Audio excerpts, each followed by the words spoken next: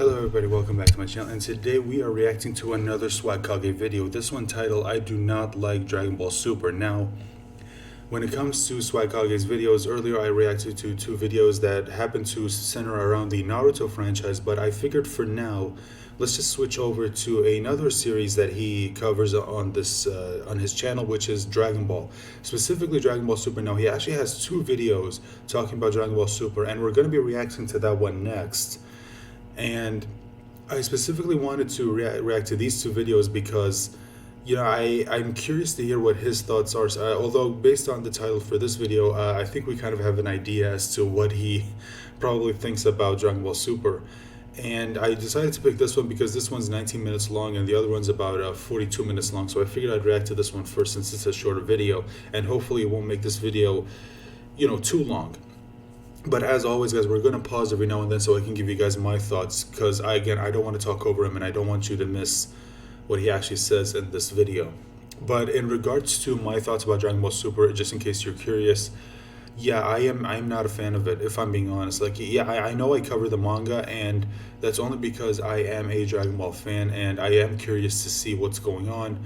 And again, look, even if I am not a fan of it, if I think something is good, I will tell you that. If I think something's bad, I will tell you that. Like, just because I feel a certain way to a certain product doesn't mean I'm not going to give you guys a fair review. Yeah, like, I will always be fair in my reviews. So that's why if I like something, I will tell you. If I didn't like something, I will tell you that as well. It just so happens that a lot of the things, it mostly has to do with the story. A lot of the decisions when it comes to the storytelling in Dragon Ball, it just so happens to be ones that I do not like. Now, that doesn't mean there aren't things in their elements that I do like, but it's just that overall I do not like the direction of the story. And in all honesty, it's the same way with the Boruto story. Like, I am not a fan of where the story is being taken, but I will still cover it. And if there's something that I like, again, just like with Dragon Ball Super, you know, with the manga, if there's something I like, I will tell you. If there's something I didn't like, I will tell you that as well. So that's all I have to say on that. Let's go ahead and watch the actual video. And just get my headphones on and play the video. Let me full screen this and playing the video in 3, 2, 1. Look, man, I know I'm just heading down the rabbit hole again, and this is probably a bad idea on my part. I'll admit that, but I didn't expect to be... I mean, considering what I remember from, you know, the Dragon Ball Super days when the anime was still airing, and how people reacted to any form of negative criticism towards Dragon Ball Super, yeah, there is a chance this is a bad idea. Be making another video about Dragon Ball Super. I was just gonna leave this... Because holy shit, like, there were some people who were fucking hostile to anyone who just didn't like Dragon Ball Super. Like, it was insane. Series alone after my second video because I didn't think any more needed to be said, and I didn't want to come off like a petty asshole. But unlike my first two videos, which I made completely for fun, I feel like I've got to do this one out of obligation, because holy fuck, a certain segment of this community is cancer, stage 4 terminal mega herpes, and it is thanks to... Yep, I know exactly what he's talking about. Dude, I remember this. Hold on. A nerd's harrowing story of dating, debauchery, and disillusion in Silicon Valley. I feel like I have to step in, say, enough is enough, and lay out in reasonable terms why there are a lot of people who don't like this anime. Now, the group of people I'm talking about are the people who can't seem to comprehend that there is another group of people who watches Dragon Ball Super but doesn't like it, right? These people will defend every single thing that happens in the show that's controversial, and that on its own, that would be totally fine. I would have no problem with it. If you feel the need to justify the way you feel, that's fine. But then the people... And sorry, just to expand on what he said, I have to 100% completely agree with that. Because look, if you were to ask most people who do not like something that, you know, you like, again, just use an example, like look at the sequel trilogy. Yes, there are a lot of people who do not like it, but the majority of the people who don't like the sequel trilogy will tell you, listen, if you are a fan of this, I may not agree with you on that. I may not agree with you there, but you are more than welcome to like it. Like, no one genuinely has a problem with anyone who does like it, and especially if you want to give your reasons as to why you like it, then of course, then that is understandable and we'll listen. But where people draw the line is when you start attacking anyone just because they don't share the same opinion as you, and is when you start calling them all these horrible things just because you don't like the fact that they do not share your opinion on something. And in this case, it's Dragon Ball Super. Like, seriously, dude, there were a lot of people who just took it way, and I mean way too far with the hate for anyone who even remotely criticized anything when it comes to Dragon Ball Super. Like, it was insane. People I'm talking about take it a step further by insulting people who continue to disagree with Right. them. And dude, these people get fucking hostile. Like, they straw man your opinion, and then they'll attack you for allegedly having this shitty Just like what made-up happened with Star viewpoint. And I Wars. guess when that doesn't work, they keep raising the stakes, trying to debunk your opinion. Like, at first, after Kefla happened, and a bunch of people thought it was stupid that in And I remember, like, dude, this was probably the most controversial thing to come out of Dragon Ball Super. Like, dude, there were a lot of people criticizing it before, but dude, when Kale and Khalifa showed up, like, there were so many people who, like, dude, the biggest reason why they, and again, I'm sure he's about to go into it, but one of the biggest reasons why so many people didn't like Kale and Khalifa was the fact that they got so powerful so fucking quickly. And it became so obvious why that was the case. Like, the writers realized that, you know, we needed to make them powerful, because otherwise there's no way they'll be able to compete with some of the other characters, specifically the main characters being, you know, Goku, Vegeta, Gohan, and some of the others. But instead of just having them naturally get strong to the point where they can even remotely put up a fight with Goku and Vegeta, they just have them automatically get so fucking powerful just out of fucking nowhere. And not to mention the explanations for that made no goddamn sense. But there are people who just could not accept the fact, because they love these characters so much. And look, again, nothing against anyone who likes these characters, but dude, like, it's just they actually went after anyone who just said that they did not like these characters. Like, it was insane. She was shitting on Red God Goku. A lot of the people Right. defending Super said, well, if you don't like Kefla, Oh, you're this not was- allowed to like Gotenks either, because Gotenks Yeah, this was fucking bullshit. ass pull, blah, blah, blah, blah. And I guess because that wasn't effective enough, they then jumped to, well, if you don't like Kale and Khalifa, you're just a sexist piece of shit. And I'm not making this up. This is something that people actually think. Like, so I I'm remember not this. allowed to dislike female characters now. That, if it makes you feel any better, I don't like Zamasu either. Like, I can't believe people actually think this. And you know, I saw on Twitter somebody respond to one of the people spreading this around. He was like, no, that's bullshit. They just need more character development. And this guy, the guy that I said was promoting this idea to begin with, he responded to this criticism by saying, nope, science is wrong. As if to say that disagreeing with the notion that if you dislike Kale and Khalifa, you're sexist, is somehow disregarding science? Like, maybe before making such an extreme claim, how about you poll a bunch of women and ask them about their opinion on Kale and Khalifa? They can't 'Cause I do can that. give you an example of one right now who Yeah. doesn't like either of them, that being my girlfriend. And like, the funniest part about all of this is that this guy attempted And again, this is absolutely fucking true. Like, it's the same with, again, I hate bringing up Star Wars again, but dude, it was the same thing with Rey. I'm willing to bet you that a lot of the people who were defending, you know, let's say Rey, most of them were guys. And the excuse that they will use is that, oh, well, this is great for females. Oh, this was great for women. Like, they have a character to identify with. And yet, I'm willing to bet you that 90% of women hate Rey as a character.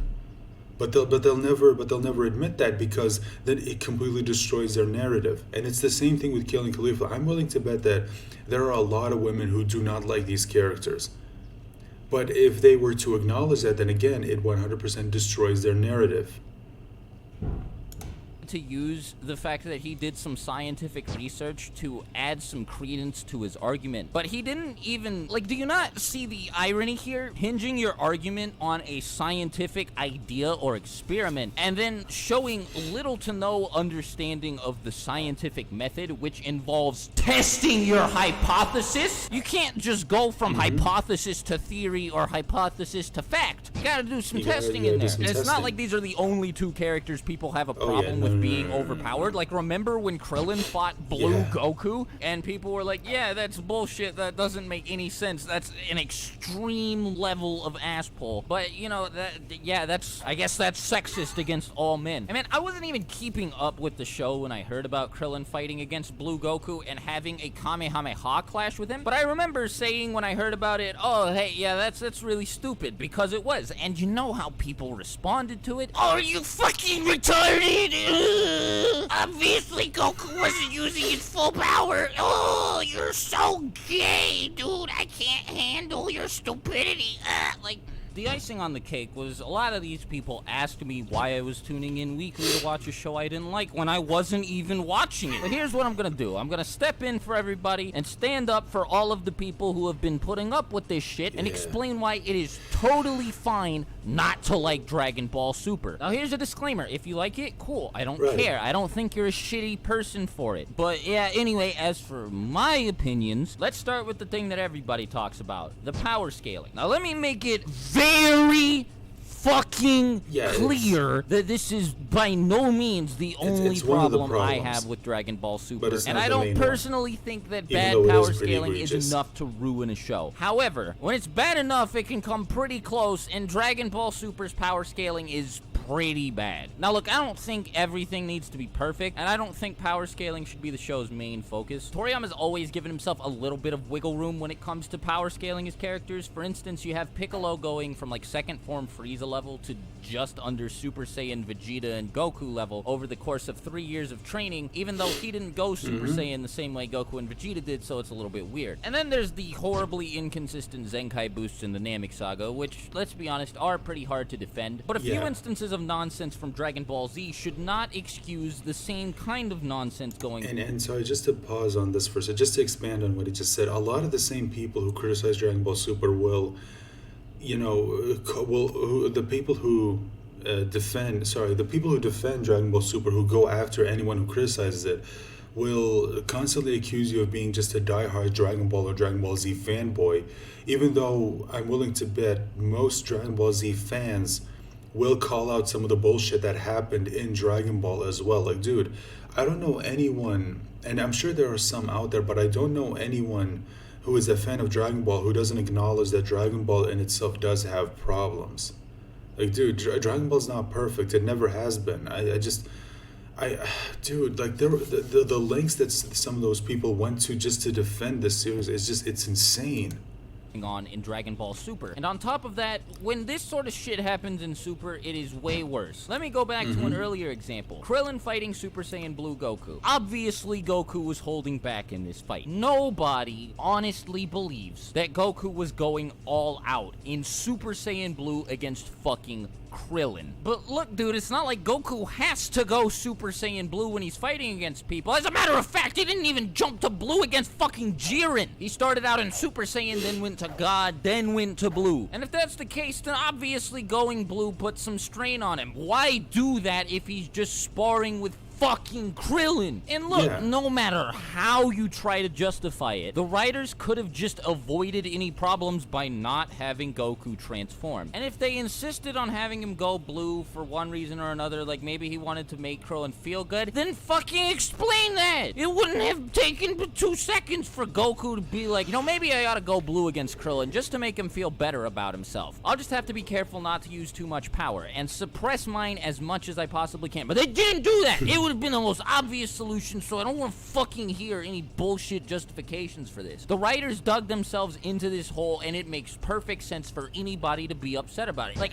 as a matter of fact, I wasn't even upset about it. I just thought it was funny. It's ridiculous, the idea that Krillin is fighting against Blue Goku and tying with him in a Kamehameha battle. And this doesn't just go for Krillin. Like, every single member of the main cast in the Universe Survival arc got way stronger for no reason. It's not like they got a little bit stronger, and it's not like you can just say, well, I mean, maybe we overestimated the power of Super Saiyan God, because no, we didn't. Goku said it's stronger than Fusion. Which should also mean, by the way, that Super Saiyan God Goku should be way stronger than base Kefla. Since, like, I'm pretty sure when he said Fusion wouldn't even be enough to beat Beerus, he was talking about at least Super Saiyan Fusion. But yeah, all of these characters, without even acquiring God Keys, somehow get strength relative to Super Saiyan Blue Goku. It makes you wonder why the fuck did they bother getting God Key and look, in I'm the not first just place. being a dork who needs everything explained to me to have a good time, because like I said earlier, I'm fine with the show giving itself a little bit of wiggle room and doing things occasionally here and there that sort of feel like they're pushing it, but still adhere to at least some form of logical consistency, because that's the most important thing here. When none of the characters seem to abide by a consistent, perpetually enforced set of rules, it feels like anything can happen with no explanation, and it becomes really hard to get invested into things. It would be one thing if this was was a gag manga the same way Dragon Ball was, but you can tell that isn't the case here. The writers are taking Dragon Ball completely seriously, and that's fine, but if you're gonna do that, you need to make sure that the shit you're writing makes sense. And in the arc where the series got the darkest, and the writers attempted to make the stakes the highest they have so far, the Goku Black arc, this is where shit tended to make the least amount of sense, and assholes felt the most commonplace. So like I've said multiple times, Dragon Ball Z wasn't perfect, and since everybody wants to play the comparison game where they say, well, Dragon Ball Z did this, so why are you mad about it in Super? Look, Dragon Ball Z may have had its problems, sure, but you can't look me in the eye and tell me that anything as mind-numbingly stupid as Future Trunks performing the Spirit Bomb with no explanation, and this to me is the one thing that no Dragon Ball Super defender has ever been able to explain. None of them have ever even come close to being able to explain the absolute stupidity of this moment.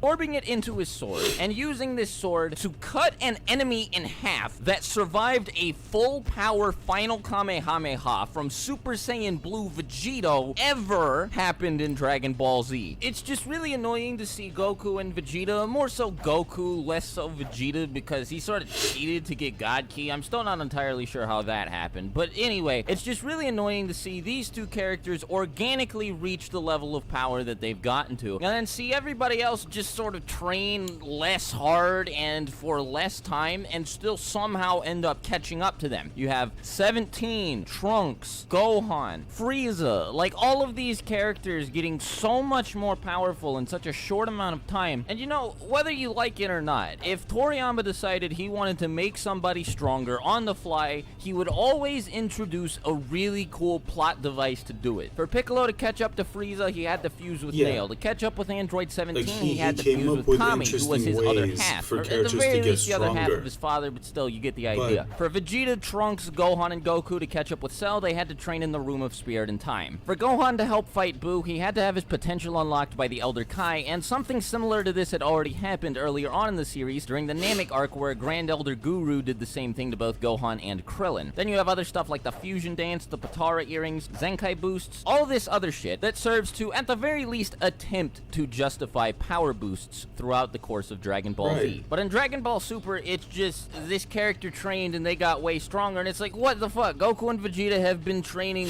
way longer, and I'm pretty sure they've been trying a lot harder at it, so how is anybody able to catch up to them or even come close to their level of power? And now a rebuttal I hear pretty commonly to this line of thinking is, well, everybody complains that Dragon Ball Super is just about Goku and Vegeta. Didn't you guys want other people to help out?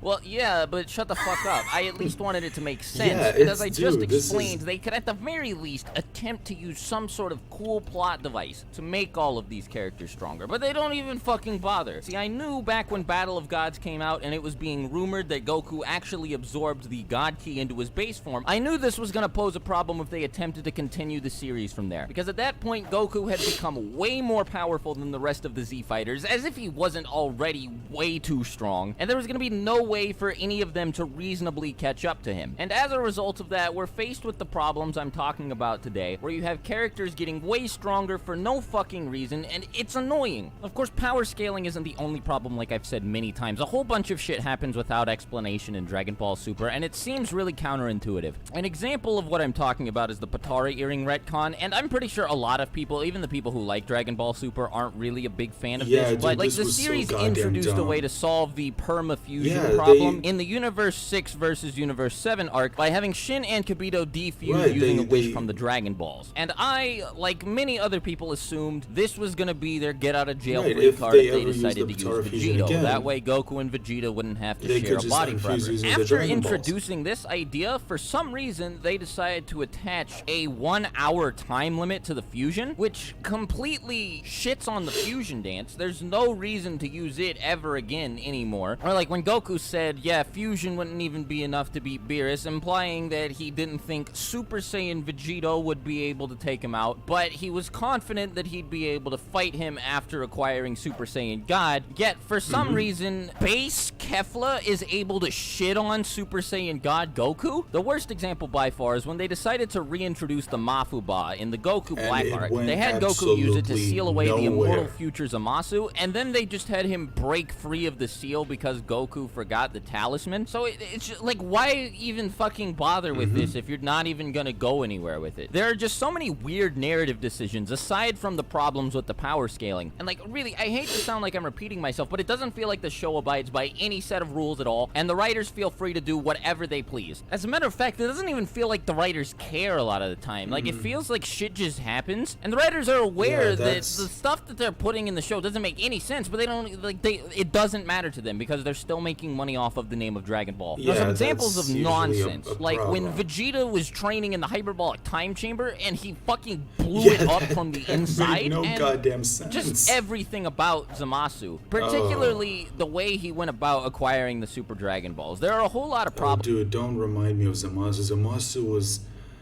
like, holy shit, he was probably the worst villain of all of Dragon Ball. Just absolutely fucking horrible. With this. Like, for one, he tracks down Zuno and asks him about the Super Dragon Balls while holding him by the throat, threatening to kill him. He has infinite questions at this point, right? And he doesn't think to ask, who is the strongest person I could think to switch bodies with? Could I use the Super Dragon Balls to become more powerful than Zeno? Are there any other sets of Dragon Balls throughout the universe that can grant me immortality? That way I can become immortal without wasting my wish on the big fucking planet-sized Dragon Balls as opposed to the little ones that I might be able to find elsewhere. Will I die if I attempt to go through with the Zero Mortals plan? Shit like that. And if he had a reason not to ask Zuno any of this, the writers didn't provide it to me, so I'm still at a fucking loss. Or Super Saiyan Rose, which just came out of thin fucking air, and at least in the anime remains completely unexplained. Or like Hit's nonsensical and very convenient ability. And that was, dude, like, I remember this. I remember when Rose first showed up in the anime, a lot of people wondered, like, wait a minute, where the hell did this form come from? Like, what even is this? And it wasn't until the manga caught up to that moment where Rose happened, where they actually gave us an explanation as to how exactly it worked. And the way it was explained was, you know, that because Zamasu's soul was starting to take over Goku's body, or it was starting to adapt to the soul that was inhabiting it, or something like that. That's why it's basically, it's sort of like when Goku goes Super Saiyan Blue or Vegeta goes Super Saiyan Blue. It's the same thing, but because it's Zamasu, it turns into that color. Like, again, something like that, just, you would think something like that would have taken them like 2 seconds to have in the manga, just 2 seconds of dialogue, but no. Just, God, this is a problem. Like, most of these problems could easily be fixed with just like 1 or 2 lines of dialogue, and it's just they choose to just ignore it.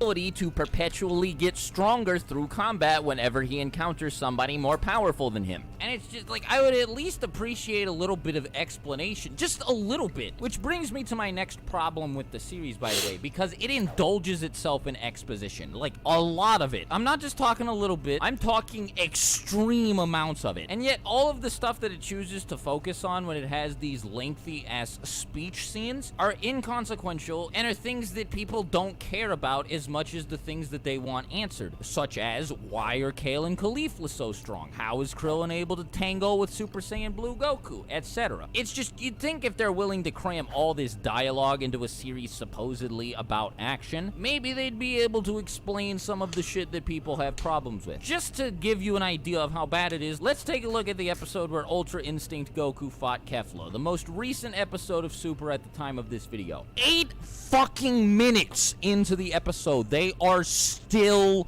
talking. It's just non-stop shots of characters being like, oh, whoa, they're so strong. This is the peak of Goku's power. Or Goku and Kefla trash-talking each other when this is supposed to be an episode focused on the two of them fighting. Wait, what's that? They finally started throwing fists and...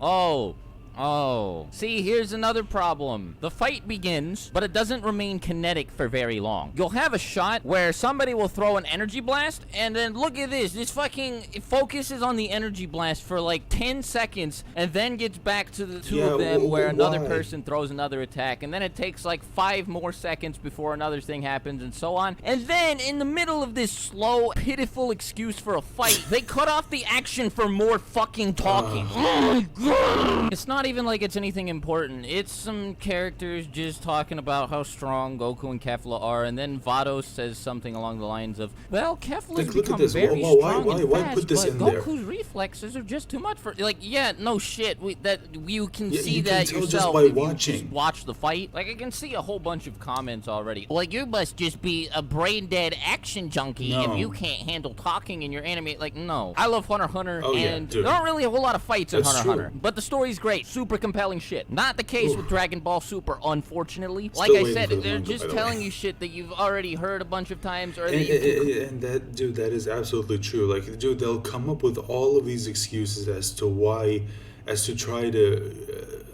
to counter your arguments. But the problem is when you fight back and you say, you know, like he said, like, oh, you just hate dialogue in your shows, and he brings up Hunter x Hunter. That's true. Hunter x Hunter is, like, seriously, it is absolutely fantastic. But if you were to actually read the manga or watch the anime, like, dude, there's not a lot of fights in the show. It is mostly dialogue, but the reason why people love it is that the dialogue is insanely good. Like, it's just, like, dude, no one has a problem with dialogue if it's good. And the problem with the dialogue in Dragon Ball Super is that it's not good. It's like he said, it's mostly just explaining shit that we already know, or either that or they just don't explain shit at all. It's never in the middle. Clearly figure out for yourself if you're over the age of 3. Yet somehow I'm supposed to be invested in this? Oh, Kefla, I'm gonna defeat you now. You know you're not. Ultra whatever, I'm gonna take you. Like, nobody... I just want to see the two of them fight. If you're not gonna bother providing reasonable explanations for all of the nonsense that goes on in the show, fine, whatever. But at the very least, don't put a bunch of boring, needless dialogue in your episodes then. Like, why... Oh, but Dragon Ball Z had plenty of this. Not in the manga, it didn't. And guess what? I haven't seen the anime from front to back. I actually can't stand Dragon Ball Z's anime. Dragon Ball Kai is a lot better, but the original Dragon Ball Z, I really just cannot sit through for a lot of the same reasons as I can't handle Super. Oh yeah, this also brings me to my next point. Guess what? I actually love Dragon Ball Super's manga. I think it's great, but apparently this isn't even good enough for people, because I'll be like, yeah, And I'll tell, like, dude, it's the same thing. Like, I haven't really enjoyed the anime in a while, but I actually have been enjoying the manga, specifically the manga, while the anime was coming out. And in a lot of cases, I thought the manga actually did things better than even the anime did. But even that, it's like, it's just, nothing is good enough for them.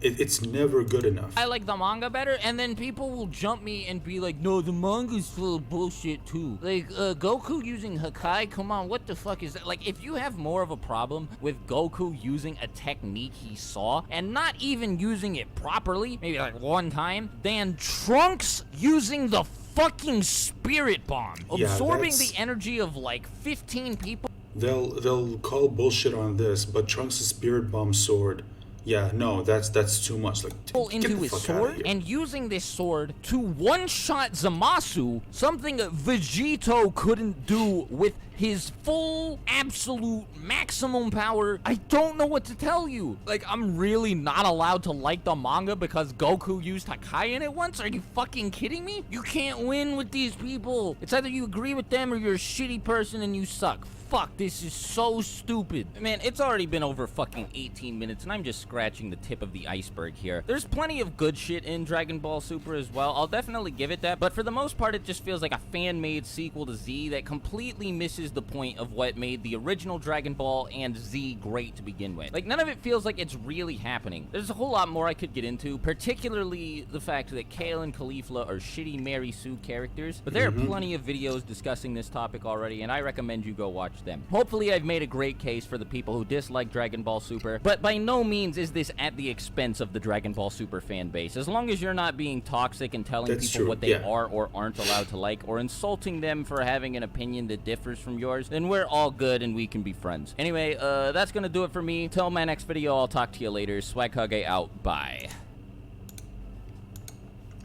Okay, so that was the video, and you know what? He is, again, like I said, he is 100% correct.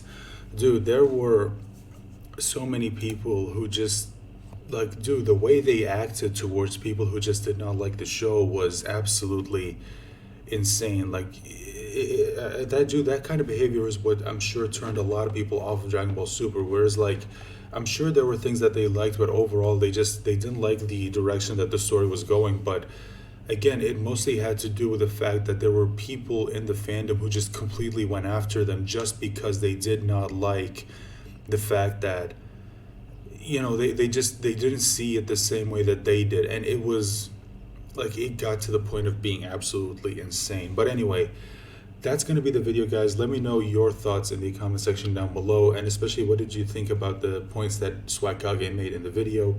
And look, like he said, if you're someone who likes Dragon Ball Super, that's absolutely fine. Nothing wrong with that. Excuse me. Just, maybe you could let me know what it is you liked about it in the comment section down below. And if you didn't like it, also let me know what it is that you didn't like about it in the comment section down below. But like he said, guys, just please be respectful, okay? Just understand that there are people out there who just don't see things the same way that you do, okay? Just understand that and just accept that. And if you act a certain way towards them, you're not going to endear them to you, okay? You're just going to come off as a piece of shit to them. Just keep that in mind. So with that being said, I'm going to end the video right here. And of course, look forward to my reaction of his other Dragon Ball Super video, which should be out soon after this video gets posted on this channel. So that is all I have to say. Remember to stay safe and take care of yourselves, and look out for the next video. Bye for now.